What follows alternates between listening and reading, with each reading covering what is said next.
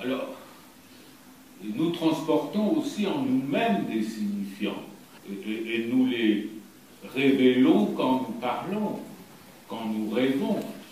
Les formations de l'inconscient, c'est comme la production de livres. En même temps, une bibliothèque, c'est un cimetière. Les livres sont silencieux, ne parlent pas. Heureusement d'ailleurs. Imaginez un peu chacun de ces livres voulant prendre la parole. On ne s'entendrait plus. Une bibliothèque, ça n'est pas la même chose qu'un entrepôt de livres. Dans une bibliothèque, il y a un espace qui est laissé pour des corps, pour que des corps vivants puissent venir. En quelque sorte, autour, c'est la mort. C'est le signifiant des morts. Il y a un espace dégagé pour que viennent nos corps encore vivants, nos corps parlants, ce qui est un autre mode du signifiant que le signifiant écrit. Nous représentons le signifiant parlant et parlé. Là, c'est du signifiant écrit. Et simplement, quand on voit comment est la salle ici, elle est partagée en deux parties. Il y a comme une scène, et puis les spectateurs. Et d'habitude, ceux qui assistent à une conférence dorment. C'est une des propriétés du signifiant parlé. Le signifiant parlé fait dormir. C'est une des difficultés du métier d'analyste. C'est que si on n'est pas formé comme analyste, le signifiant parlé par le patient vous fait dormir l'analyste. Même si ce que dit le patient est passionnant. Et parfois, le patient est content que l'analyste dorme. Comme ça, il peut dire des choses importantes en étant rassuré que l'analyste ne va pas les enregistrer. Ça n'est pas la situation idéale. Alors, l'idée d'un atelier, c'est de ne pas vous permettre de dormir. C'est de vous obliger à être réveillé, à vous empêcher d'être hypnotisé. Donc, un atelier, c'est fait pour vous déranger. Vous pensez être venu pour dormir pendant 2 jours, et ça ne va pas être possible. Je voudrais faire ça sans être intrusif. Mais tout de même, je voudrais que vous soyez inquiet. C'est que chacun de vous pourra être appelé à prendre la parole.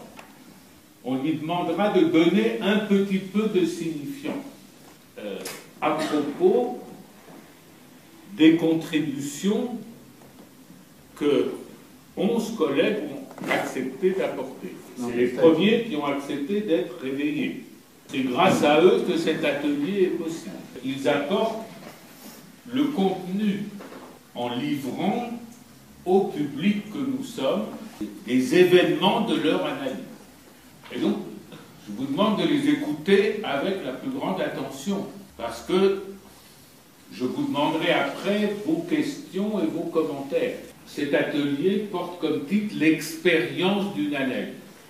Comment faut-il entendre le mot « expérience » ? Il y a l'expérience de laboratoire, il y a l'expérience que l'on fait dans sa vie, ça n'est pas la même.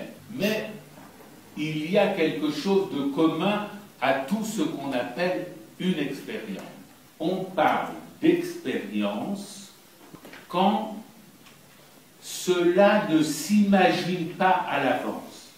Quand on ne peut pas s'imaginer à l'avance ce qui va se passer. C'est-à-dire que une expérience, c'est le pressentiment d'un happening. Et on emploie le mot anglais pour désigner l'inattendu de l'événement. Alors, il y a bien sûr l'expression latine experimentum mentis, l'expérience en pensée, qui désigne justement l'effort pour imaginer à l'avance. Mais ce qui va contre l'experimentum mentis, c'est le happening. Nous en aurons cet après-midi un exemple avec l'exposé de Natalia Gomoinova. qui explique comment elle avait pensé planifier son analyse. Et comme elle l'écrit, rien ne se passe comme je me le suis imaginé. Et ça, c'est l'expérience. C'est quand ça ne se passe pas comme on l'avait imaginé. C'est ce qui fait qu'on dit il faut en faire l'expérience. Et donc, quand on emploie le mot expérience, on désigne toujours un trou dans le savoir. Ce que nous allons faire et dire ici, ça n'est pas déjà écrit dans aucun livre de cette bibliothèque. Ça ne serait écrit que dans la bibliothèque de Borges, la bibliothèque infinie de tous les livres possibles et imaginables. Il a appelé la bibliothèque de Babel. Une expérience se réfère toujours à un manque à savoir, et spécialement l'expérience d'une analyse. Alors, on va entendre des récits d'analyse, des récits de quelques moments dans l'analyse, quand il se passe quelque chose. Mais toujours entre les lignes, ça renvoie à un manque. Ça renvoie toujours à quelque chose qu'il n'y a pas. Et c'est pourquoi c'est une expérience.